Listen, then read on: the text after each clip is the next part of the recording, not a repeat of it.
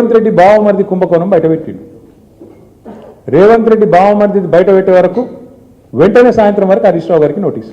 ఇది వాస్తవం, ఏం లేదు ఇలా. ఎంతకంటే నిజంగానే హరీష్ రావు గారు నిన్న చెప్పింది తప్పైతే, నిన్న ఉదయం ప్రెస్ మీట్లో హరీష్ రావు గారు చెప్పింది తప్పైతే సింగరేణి సంస్థను సంబంధిత అధికారులు, బాధ్యులైన మంత్రి గారు లేదా ముఖ్యమంత్రి గారు ఈ పాటికి తప్పు వారు చెప్పింది ఇది వాస్తవం అని చెప్పాలి కదా. చెప్పారా? 24 గంటలు అయిపోయింది. ఎందుకు మాట్లాడట్లేదు? ఎందుకు ఒక్క స్పందన లేదు? ఎందుకు ఒక్కరంటే ఒక్కరు కాంగ్రెస్ కుంభకోణాలు బయటపెట్టిన ప్రతిసారి ఇదే డైవర్షన్ గేమ్లు, ఇదే రకమైన డ్రామాలు వీళ్ళకి అలవాటుగా మారిపోయింది. సింగరేణి టెండర్లలో ఇవాళ నేను ఆధారాలతో సహా మీ ముందు బయటపెట్టబోతా ఉన్నా. స్పష్టంగా రేవంత్ రెడ్డి గారి బావమరిది కోసం ఆయనని కింగ్ పిన్గా చేసి, సృజన్ రెడ్డి అనే వ్యక్తిని కింగ్ పిన్గా చేసి ఆయన చుట్టూ ఇవాళ మొత్తం ఆ టెండర్లన్నీ రిగ్గింగ్ చేసి మొత్తానికి 9 టెండర్లు ఇప్పటికే పూర్తి చేసినారు. మీకు ఈ విషయంలో ఒక చిన్న అవగాహన ఉండాలి కాబట్టి ఒక చిన్న విషయం చెప్తాను. మేము గతంలో 10 ఏళ్ళు, దాదాపు 10 ఏళ్ళు అధికారంలో ఉన్నాం. సింగరేణి సంస్థలో కేసీఆర్ గవర్నమెంట్ ఉన్నప్పుడు ఎన్నడూ రాజకీయ జోక్యం లేదు, ఎన్నడూ ఇట్లాంటి దిక్కుమాలిన కార్యక్రమాలు లేవు, ఈ పైసల లాలూచి లేదు. అందుకే నీట్గా కంపెనీ నడిచింది.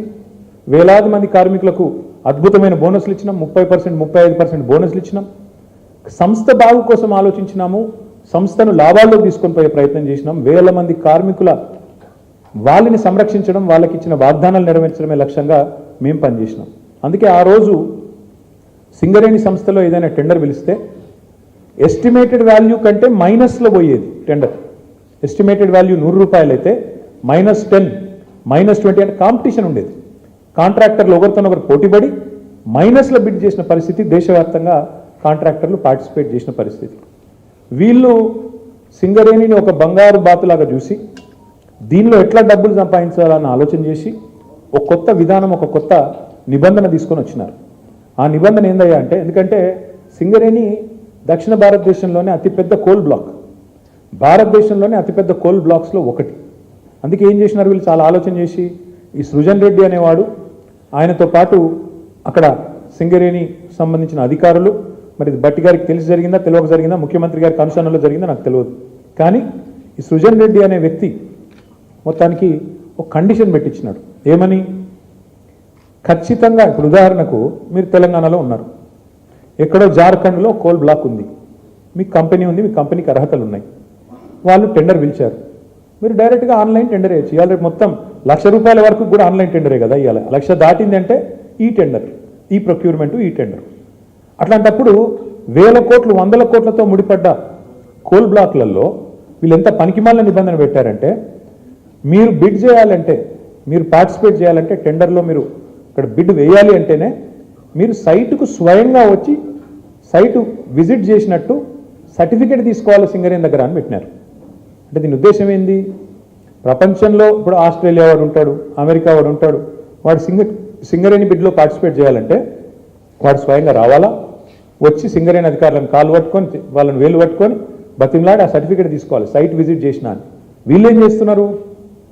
సైట్ విజిట్కి రాగానే ఆ కంపెనీ పేరు, మేనేజింగ్ డైరెక్టర్ పేరు, CEO పేరు, ఫోన్ నంబర్ అన్నీ రాసుకుంటున్నారు.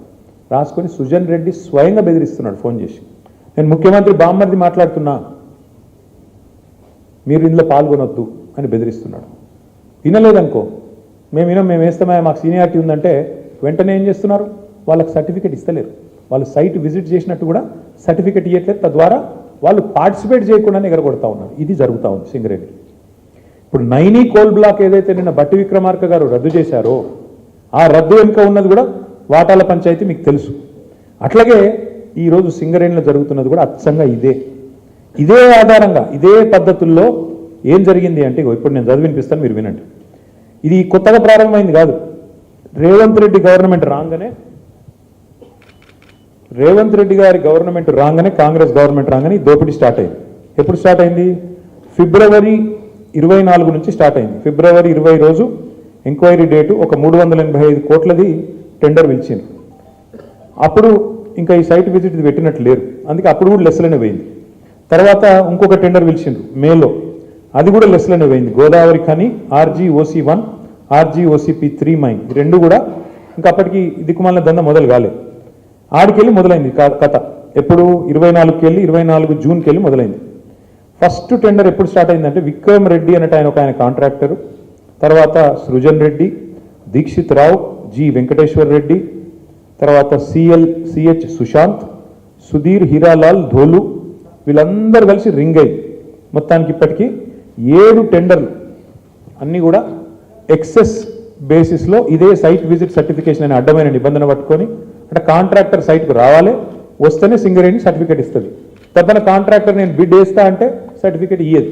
సృజన్ రెడ్డి ఫోన్కు ఆయన బెదిరింపులకు లొంగకపోతే వినకుండా ఎక్సెస్ ఇప్పటికీ గతంలో -10, -22లో పోయిన టెండర్లు ఇవాళ డైరెక్ట్గా సృజన్ రెడ్డి కంపెనీకి 207 కోట్ల కాంట్రాక్టు +12%కి వచ్చింది.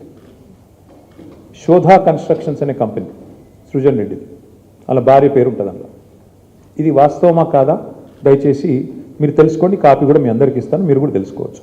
అట్లాగే వీళ్ళందరూ ఇప్పుడు జీవీఆర్, సిహెచ్ సుశాంత్, దీక్షిత్ అంతా ఒక రింగు ముఠాయి. ఈ ముఠాకి నాయకుడు సృజన్ రెడ్డి, రేవంత్ రెడ్డి బావమరి, వీళ్ళందరూ కలిసి వేసిన రింగు టెండర్లు. ఇది నిన్న హరీష్ రావు గారు బయట పెట్టింది. ఏమన్నాడు హరీష్ రావు గారు నిన్న? 9 ఒక్కటే రద్దు చేస్తే సరిపోదు బట్టి గారు, మరి నీకు తెలియకుండా జరుగుతున్నాయి ఇవన్నీ, ఇవి కూడా రద్దు చేస్తావా లేదా అన్నాడు. దాంతోనే ఏంది ప్రభుత్వం లిక్కిపడ్డది. ఓహో మా దొంగతనం బయటపడుతుంది కాబట్టి ఏం చేయాలి? హరీష్ రావుకు నోటీసు.